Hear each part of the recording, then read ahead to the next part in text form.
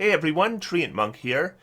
So today what I want to do is I want to present the Monk, the Treantmonk Variant. Now you don't have deja vu. If you figure you saw this video last week, you're not going crazy. I released a Monk video last week where I released the variant for the Monk that I was reasonably proud of. And so I did a video to go over the changes I made from the player's handbook.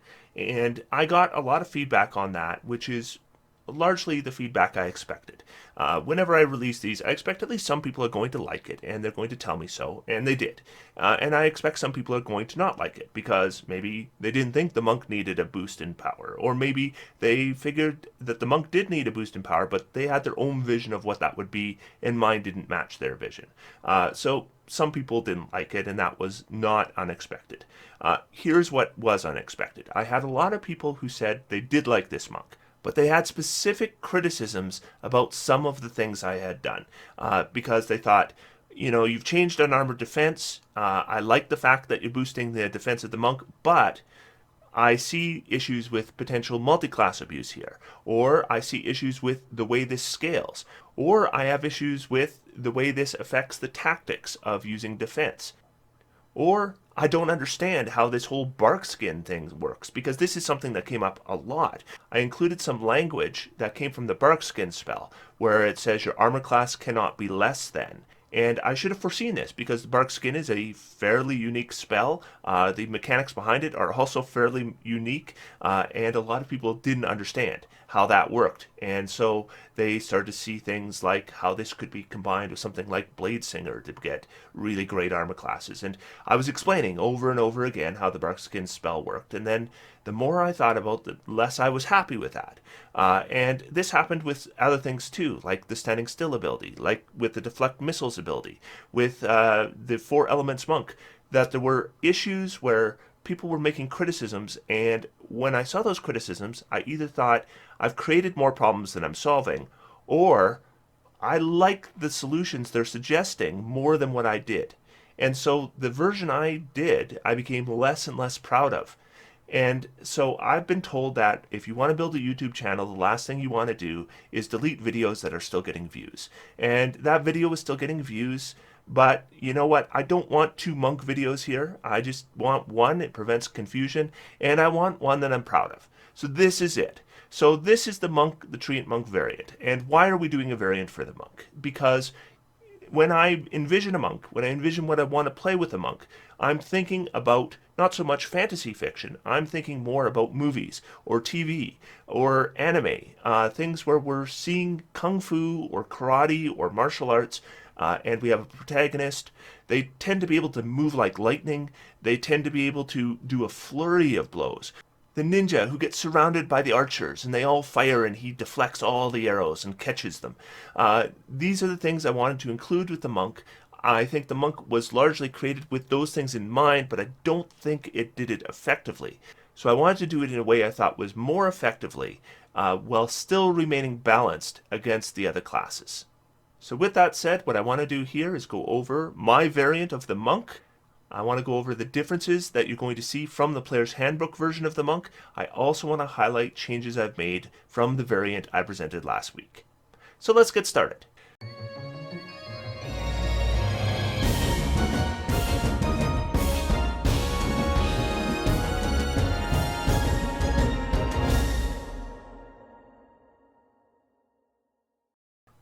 So this is the Monk, the Treantmonk variant. First thing you'll notice is I've included the class chart here, and there's one additional column, and it is unarmored defense. Now this doesn't maybe work exactly the way you think. We're going to come back to it. As we get into our class features, hit points remain unchanged. We're going to keep them at D8 hit points. This is less than we would expect from a martial class, but we're making up for it with other things.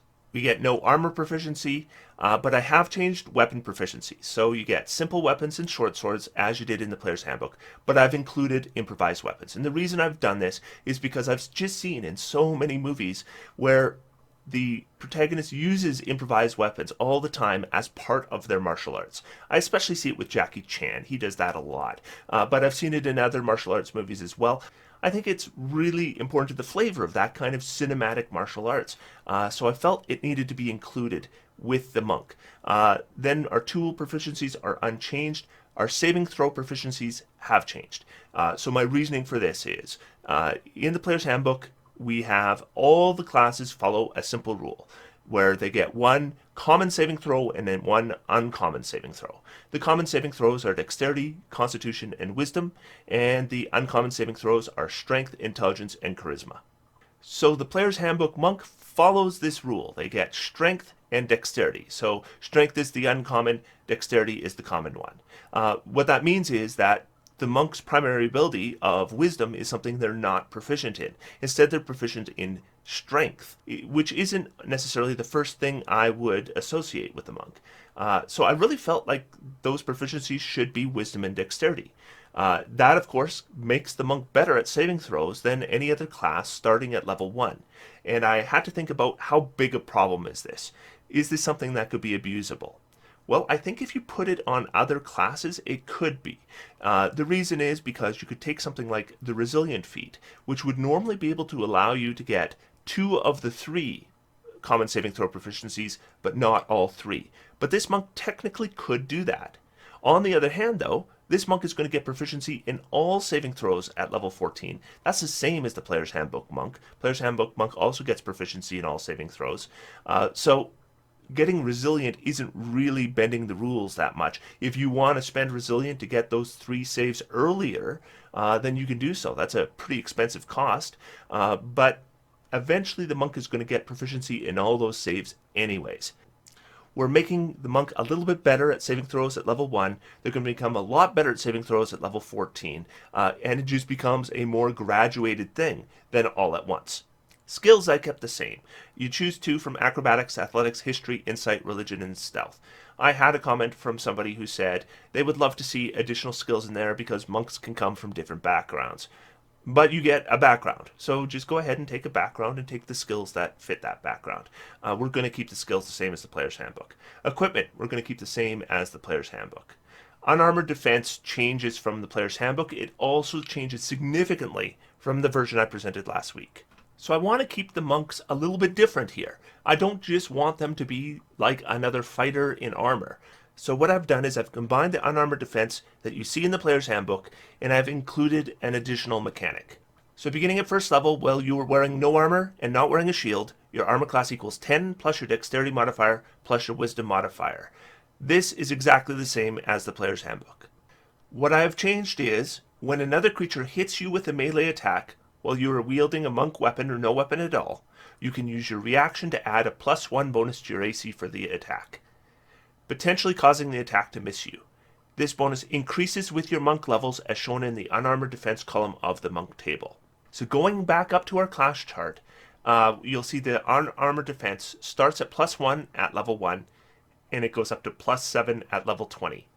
This is not a flat armor class bonus. This only applies to our ability to deflect one attack using our reaction.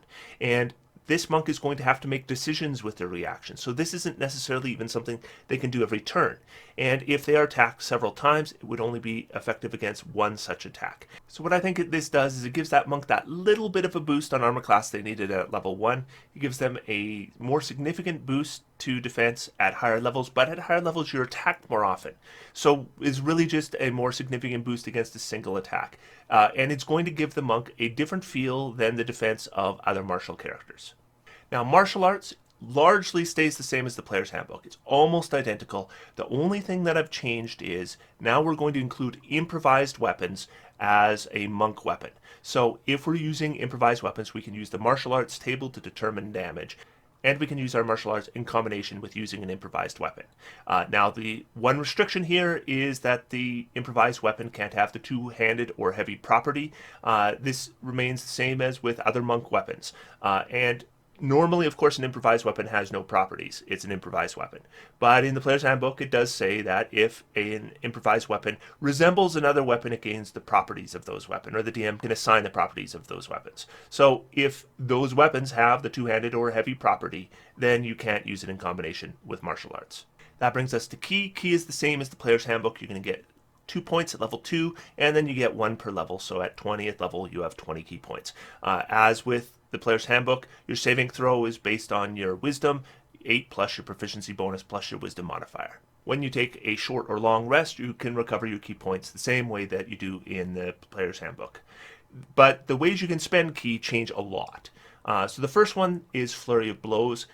Flurry of Blows is probably the closest to the player's handbook iteration. Immediately after you take the attack action on your turn, you can spend 1 ki point to make 2 unarmed strikes as a bonus action. This is the same as the player's handbook. It's going to stay the same as the player's handbook until you get to level 11. The number of unarmed strikes increases as you gain monk levels. Now this is different from the variant I included last week, because last week I didn't specify monk levels.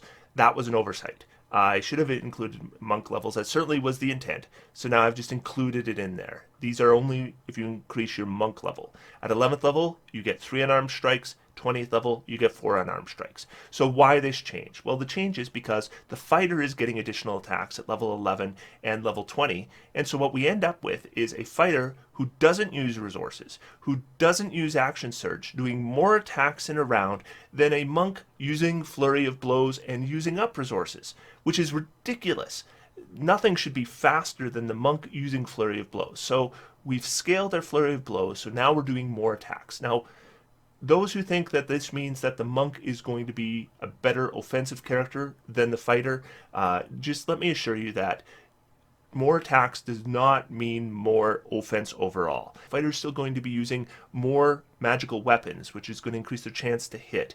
A fighter can still do action surge. Fighter can take advantage of feats like sharpshooter or greater weapon mastery. Fighter can do a lot more damage than a monk, and that hasn't changed. The monks still can't do as much damage with their attacks, but they should at least be able to do a lot of them. So Flurry of Blows now scales so you can. I've also changed Patient Defense and Step of the Wind. So Patient Defense before, you would use a ki point, and that would allow you to take the dodge action as a bonus action on your turn. The issue with that, of course, is if you spent that ki point and that bonus action, then you couldn't use martial arts. Never mind Flurry of Blows. So what you do is you take a character that didn't have a great offense to begin with, and you totally gimp it just for the dodge action, so you're not invulnerable or anything. And that just seemed too expensive to me. And I wanted Patient Defense to be something you could do in combination with martial arts. So I've removed the bonus action component. Now you spend a ki point to impose disadvantage on all attack rolls against you until the beginning of your next turn. So that's the same as the dodge action, except instead of using an action or a bonus action, we're using ki. Then Step of the Wind, before you would spend a ki point, and that would allow you to take either the dash or disengage action as a bonus action on your turn. So again, you can combine this with martial arts. You can combine this with Patient Defense. And also, this was really unoriginal. I mean, rogues could do this at level 2, and they didn't have to spend a resource to do it. They could just do it for free. And there's races that get this ability as well, and they don't have to spend resources either. So this just became worse than competing abilities. So what I did is I bumped it up. Number 1, you don't need to spend a bonus action anymore. You still have to spend a ki point, however.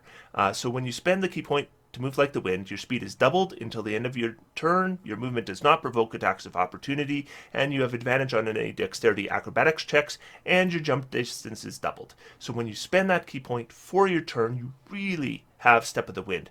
You're moving quickly, you can jump long distances, you can do acrobatic things, and no one can get attacks of opportunity on you. This is all pretty reasonable, I think, for the cost of a ki point. So we need to talk a little bit about ki point management here, because this sounds really powerful. I can do Flurry of Blows and Patient Defense and Step of the Wind all in the same round. Yes, you can, but that's going to cost you 3 ki points. If you are a 3rd level character, that's it. You've just blown your entire ki point pool on one round. So there are tactics involved. You have to decide, yes, you can do these things together, but do you want to? When do you want to run out of ki points? So we have a little bit more flexibility. The player can be a little bit more creative in how they apply their tactics, but they're ultimately restricted to doing these things the same number of times they were restricted before because of ki points. Unarmed movement is unchanged from the player's handbook. I'm not going to go over it. If you want to know how it works, read your player's handbook. Then we're going to go into the monastic traditions. At 3rd level, we're going to pick one. In this video, I am going to go over only the monastic traditions that are in the player's handbook. That's going to be the case with all these variants. I'm just concentrating on the player's handbook. So we're going to go over Way of the Open Hand, Way of Shadow, and Way of the Four Elements. Then we get to the deflect missiles. This one I had to think about because in the player's handbook, you use your reaction, you block a single attack. I didn't want that. But in my variant version, you didn't use your reaction, you could just block every attack. And it was pointed out to me that that's just basically immunity to ranged attacks. And I didn't necessarily want that either. So what I've done is I've kind of compromised the two. So starting at 3rd level, you can use your reaction to deflect or catch missiles when you're hit by a ranged weapon attack. When you do so, the damage you take from these attacks are reduced by 1d10 plus your dexterity modifier plus your monk level. That's the same as the player's handbook. When you use your reaction in this way, you may reduce the damage of any further ranged weapon attacks until the beginning of your next turn. So now we can still do multiple weapon attacks, but it must use your reaction. And keep in mind that unarmored defense relies on our reaction as well. So we have to make decisions. If you are in melee, do you want to focus on attacks coming at you in melee, or do you want to focus on attacks coming at you from range? You can't do both. There's some tactical decisions now we have to make. If you reduce the damage to 0, you can catch the missile if it is small enough for you to hold in one hand and you have at least one hand free. If you catch a missile in this way, you can make a ranged weapon attack with the weapon or piece of ammunition you just caught as part of the same reaction. You are considered proficient with this missile for this attack, regardless of your weapon proficiencies, and the missile counts as a monk weapon for the attack, which has a normal range of 20 feet and a long range of 60 feet. You may make only one such attack until the beginning of your next turn.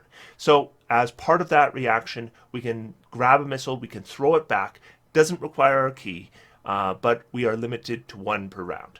So the main difference here from the variant that I included last week is we must use our reaction to block missiles at all. The main difference from the player's handbook version is we can block more than one missile and there's no key expenditures. Then our ability score improvements are unchanged from the player's handbook. It's all those standard levels. Slow fall I changed. Slow fall in the player's handbook requires your reaction. Now my issue with that is that if you use your reaction to do a slow fall and you are envisioning this action where your character is jumping from distance to distance to distance on their turn, they would only reduce the damage on one of those falls. Now, I didn't want that. I wanted to have it so that you could do it an unlimited number of times. So I've removed the reaction. Now you just basically have the slow fall ability whenever you would otherwise take falling damage. At 5th level, we get extra attack, exactly the same as player's handbook. At 5th level, we also get stunning strike, which I kept the same as the player's handbook. I think this is in line with things other classes can do. When we see something like, say, a paladin using those spell smites, we usually see extra damage combined with a status effect. In this case, we don't get the extra damage, but we get a pretty good status effect. So stunning strike, I think, is in line with those, and like those, it requires resources to use. At 6th level, key empowered strikes is the same, where our unarmed strikes are treated as magical weapons for the purposes of bypassing resistances and immunity to non-magical attacks. Evasion remains the same as we saw in the player's handbook, so it's dexterity-based saving throws. You can avoid damage. You can take either half damage or no damage depending on your saving throw. So at 7th level, Monk got an ability called Stillness of Mind. This allowed them to shrug off charm condition or frighten condition. Now what I've done is at 7th level, Monk gets a new ability I call Standing Still. Come here, you little squirt. Oh, maybe we should go inside. But Marge, that little guy hasn't done anything yet. Look at him. He's gonna do something, and you know it's gonna be good.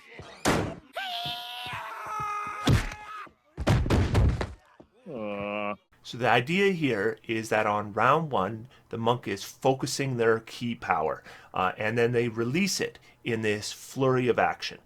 Much as we see in martial arts movies, I was linked to a YouTube video to some great anime that followed a similar idea, that the guy was removing shackles and then turned into this flurry of action. Now, the standing still ability I released last week, I liked in terms of theme, but I didn't like it in terms of mechanics, especially when some things were pointed out to me. Number 1, it avoided our key mechanic. We still want this to use resources. Number 2, it didn't actually increase our number of attacks around. It just allowed us to use flurry of blows. So a character who just used key could basically do the same thing. So I've revised this a fair bit from what I introduced last week, so I'm just going to go over the whole thing again. So starting at 7th level, on the first round of combat, you may take your turn to stand still, mentally preparing yourself for combat. When you do so, you must concentrate as if concentrating on a spell. You cannot take actions, move, or speak until the beginning of your next turn. During this time, any creature who targets you with an attack or a harmful spell must first make a wisdom saving throw. On a failed save, the creature must choose a new target or lose the attack or spell.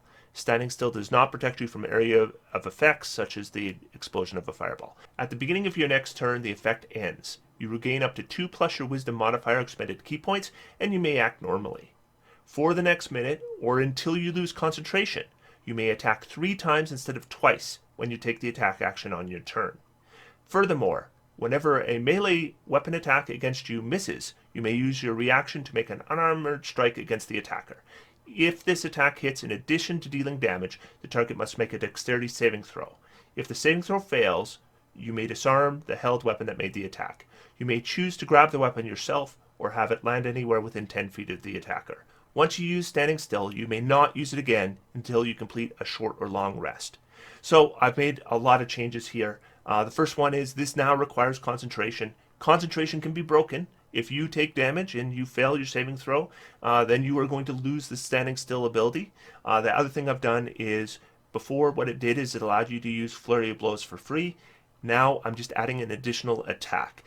So we can now use flurry of blows in addition to standing still if we want to, but it's going to require a lot of ki for us to do so. We might even want to consider using ki on patient defense to reduce the chance of losing concentration here. So this might actually drain a ton of ki, which is what we didn't see before. So we're maintaining our ki mechanic. And the reaction to make the unarmed strike against the attacker remains the same. However, we will see a difference in the implementation here because we are now requiring reactions for our unarmored defense, so we cannot do these on the same rounds, so yet more tactical decisions in the use of our reaction.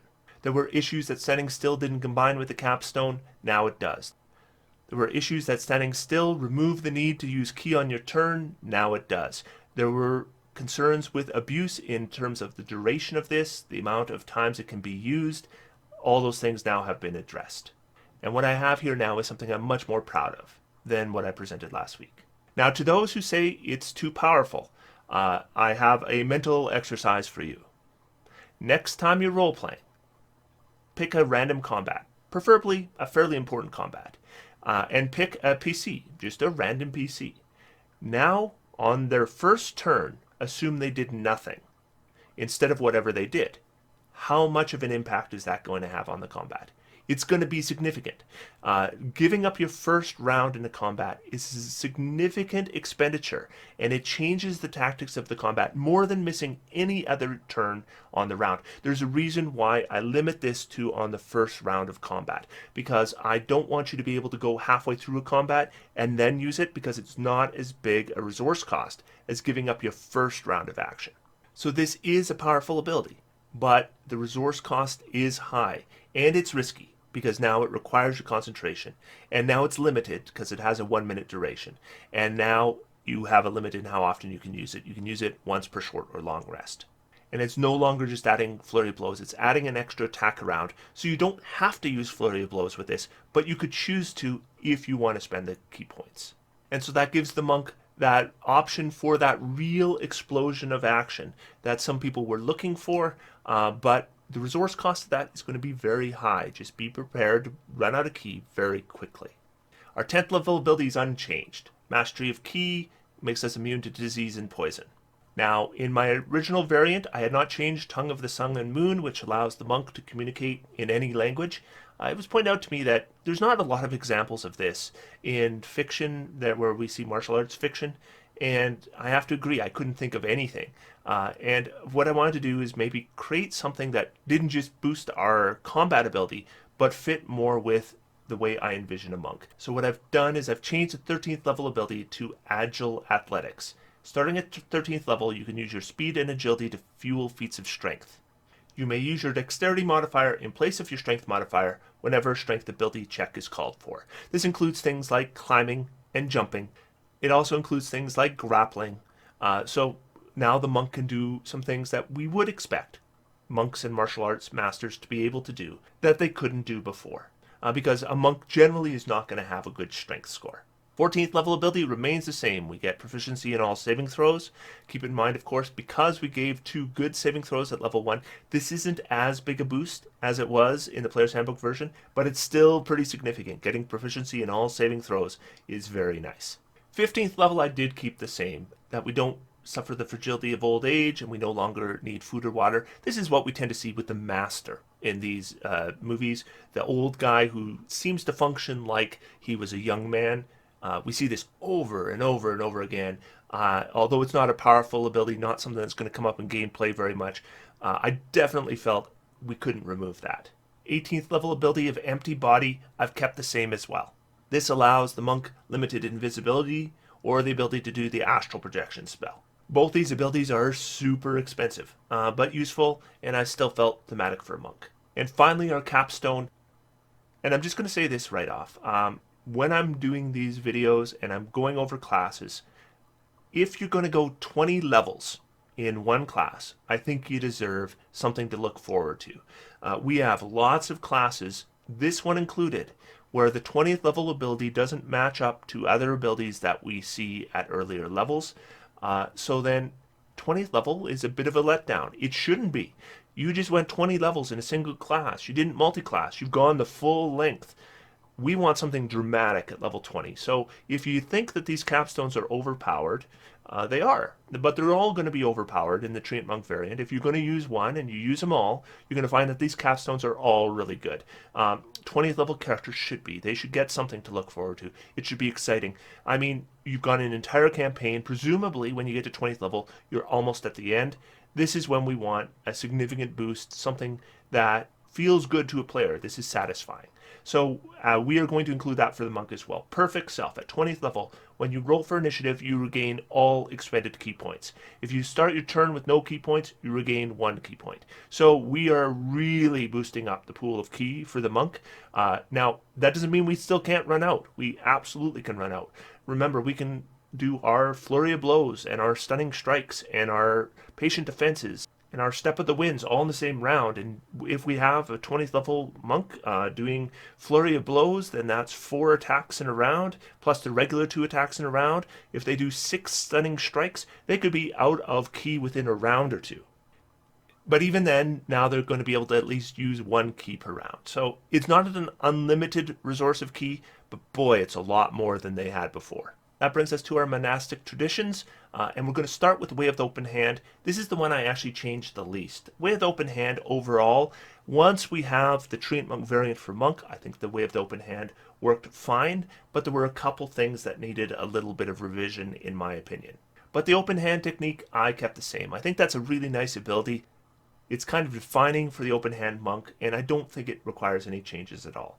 Wholeness of body allows you to do a little bit of healing to yourself, and I just made a slight change here. So at 6th level, you gain the ability to heal yourself. You gain the healing pool equal to 3 times your monk level. As an action, you can regain hit points up to the maximum amount remaining in the pool. Your healing pool is restored to full after a long rest. So basically all I've done here is I've added a little bit of flexibility. The monk before had to do it all in one shot. Now you could potentially do it in bits and pieces. Now the 11th level ability, Tranquility, gives the monk the ability to use the Sanctuary spell. And I needed to change that because of the way that it interacts with standing still. So now, beginning at 11th level, you can enter a special meditation that surrounds you with an aura of peace. At the end of a long rest, you gain the effect of a Sanctuary spell that lasts until the start of your next long rest. The spell can end early as normal. The saving throw for the spell is based on your wisdom. This is all the same as the Player's Handbook. But here's the difference. When the Sanctuary spell is in effect, you may end the effect on the first round of combat as a free action to gain the benefits of the Standing Still ability without foregoing your action on the first turn. When you do so, you gain neither the protections of the Sanctuary spell or of Standing Still. So I had a few people who said they really don't like the idea of having to stand still on the first round of the combat. They didn't like the idea of being out of the action, so there is a workaround. If you take Way of the Open Hand Monk, you can use Tranquility to enter your Standing Still ability without foregoing that first round once per long rest, using your Tranquility ability. And then the 17th level ability, Quivering Palm, I've kept exactly the same as the Player's Handbook. So Way of the Open Hand, the Treantmonk variant, unchanged from the version I delivered last week. Then that brings us to Way of Shadow. This one I have changed slightly. from the changes I made last week. And again, this didn't have a lot of changes from the player's handbook, so let's just go through it quickly. So at third level, you get Shadow Arts, which allows you to cast a few spells. This was available in the player's handbook. You can spend 2 key points to cast Darkness, Dark Vision, Pass Without Trace, or Silence without providing material components. Additionally, you gain the Minor Illusion cantrip if you don't already know it. So all these spells are actually good spells. So this from the player's handbook was already a good ability. I've just added one additional thing. By spending 1 additional key point when you cast the darkness spell, you can see through the darkness created by the spell. This is a change from my variant for last week, and this is going to tie into another change I made last week that I got rid of. Then we go into Shadow Step. At 6th level, you gain the ability to step from one shadow to another. When you earn Dim Light or Darkness as a bonus action, you can teleport up to 60 feet to an unoccupied space that you can see that is also in dim light or darkness. You then have advantage on the first melee attack you make before the end of the turn. So this is the exact same as the player's handbook. So last week I removed the sight requirement. I've put it back in, but now you can see through your own darkness. So this is going to create less issues, where before there was always the concern that you might use Shadow Step and you might go somewhere where it is not available. Maybe there's a creature there or something like that, and then you would lose the ability, and it just created some additional complication that I didn't like.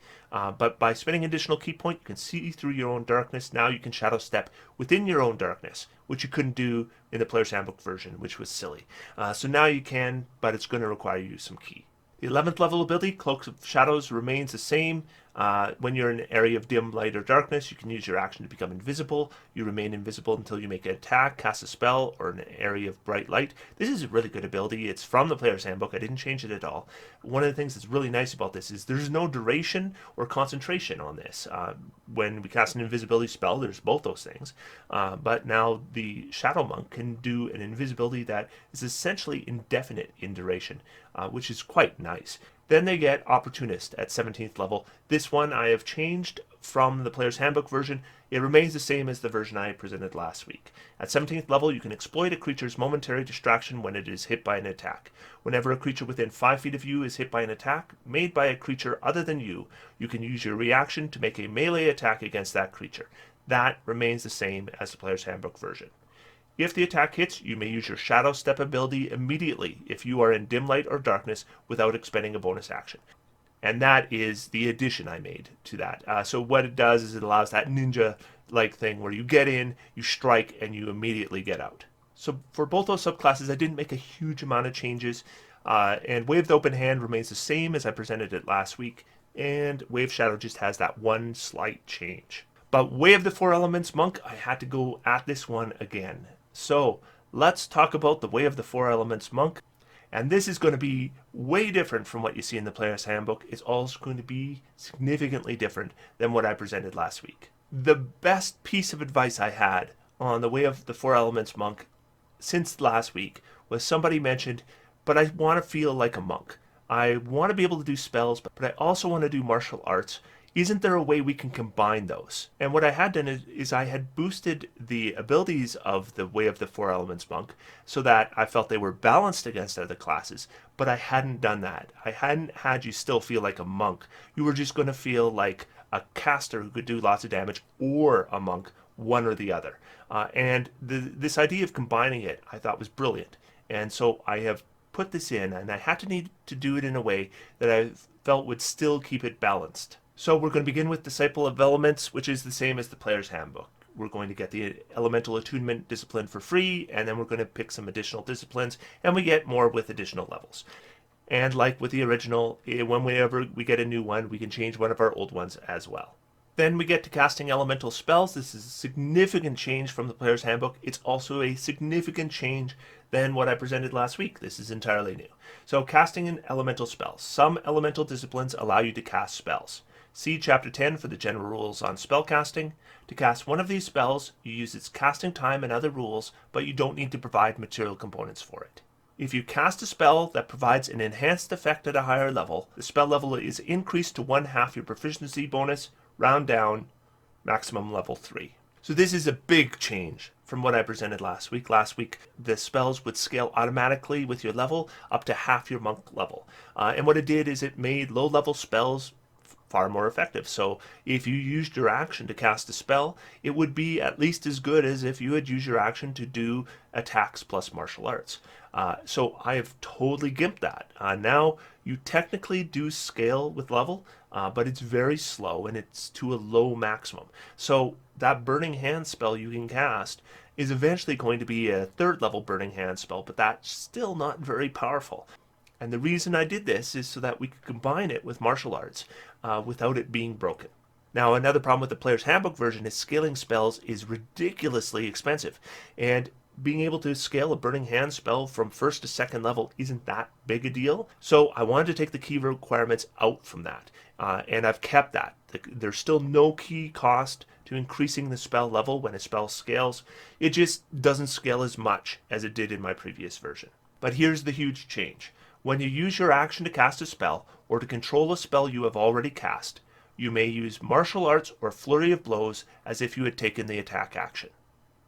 So now, if you use your action to cast a Burning Hand spell, you can now use your bonus action to do a martial arts attack, or a flurry of blows attack. So you can combine the magical effect and the unarmed strikes in the same round. So this is unlike any other spellcaster in the game. This is going to be entirely unique to this subclass, so therefore this subclass gets something that nobody else does. It doesn't just feel like another caster.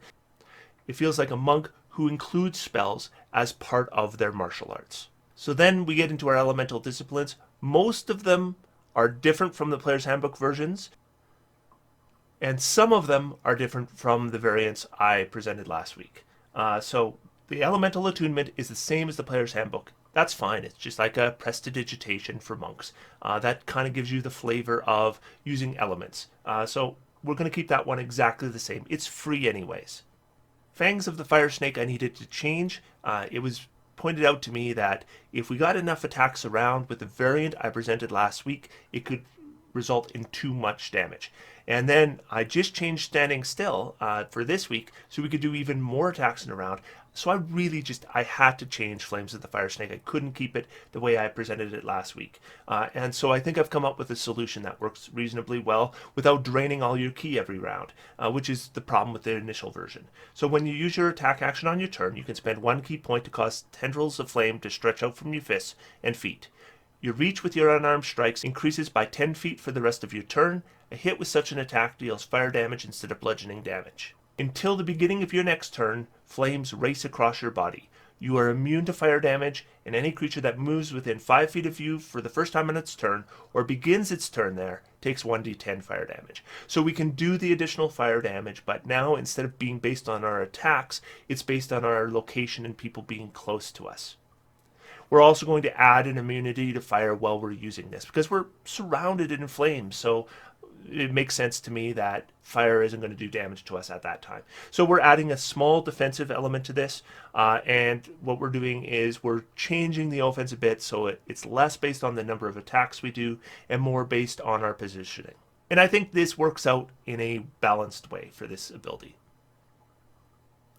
Then we get Fist of Four Thunders. You can spend 1 ki point to cast Thunder Wave. Main thing here from the Player's Handbook is it's cheaper.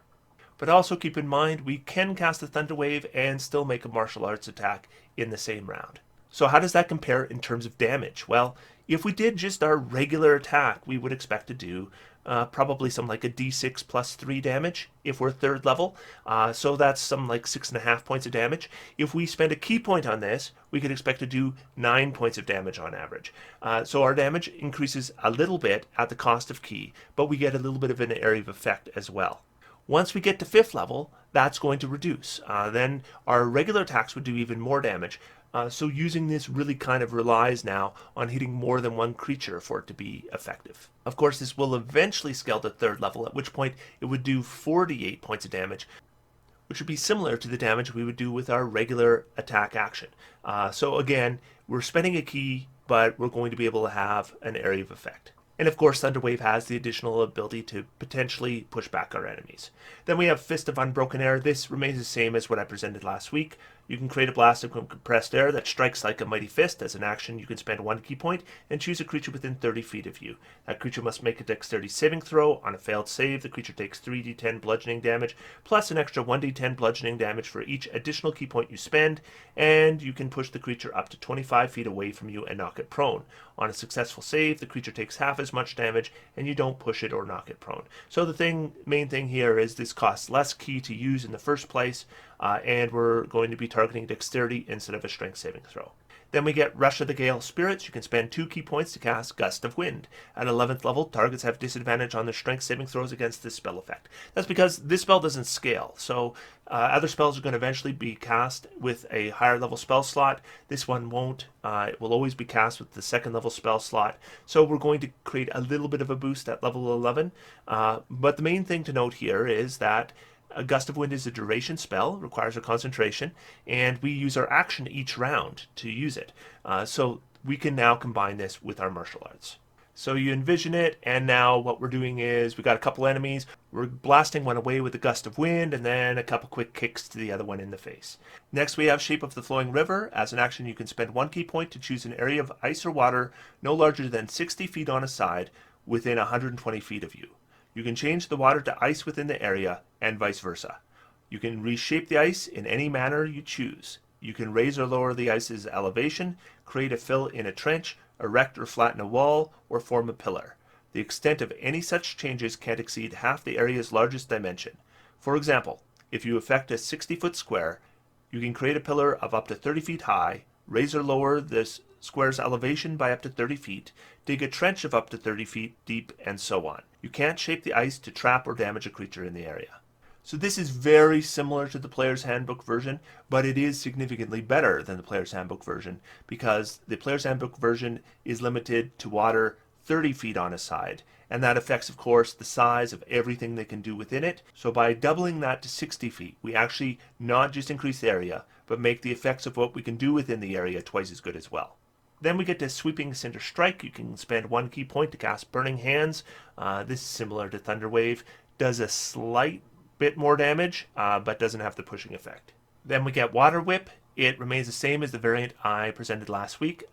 Just like with Fist of Unbroken Air, the cost of it now is 1 key point, which makes it cheaper than the Player's Handbook. Main differences from Water Whip and Fist of Broken Air is Water Whip doesn't push enemies away. You can either pull them closer or knock them prone. Then we get to our 6th level abilities. By this point, everything's significantly changed from the Player's Handbook. I'm just going to go through them, and you can just ignore what you see in the Player's Handbook because these are hardly going to be related at all. So we have Call the Fury of the Storm, 6th level required. You can spend 3 key points to cast Call Lightning. Call Lightning is a concentration spell. It's going to use your action every round. As a 4 elements monk, we're going to be able to combine this with our martial arts.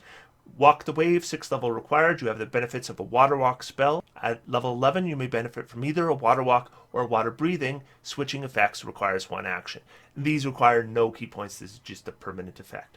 Then we have the Burning Staff, 6th level ability. You can spend 3 points to cast Elemental Weapon. Fire damage only.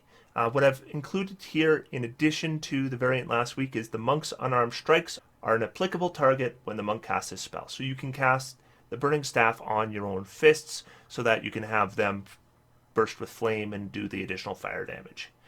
The big thing here is this is a way that the monk can actually get a bonus to hit with their unarmed strikes. Normally that's impossible without some kind of homebrew item.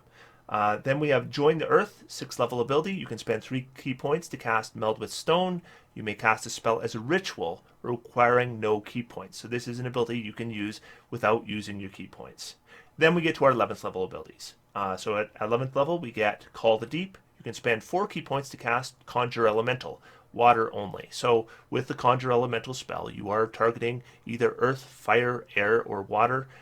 With this you can only target the water. Then we have Flames of the Phoenix, 11th level ability. You can spend 4 key points to cast Wall of Fire. So this is a lasting effect. It can do a significant amount of damage over a pretty big area.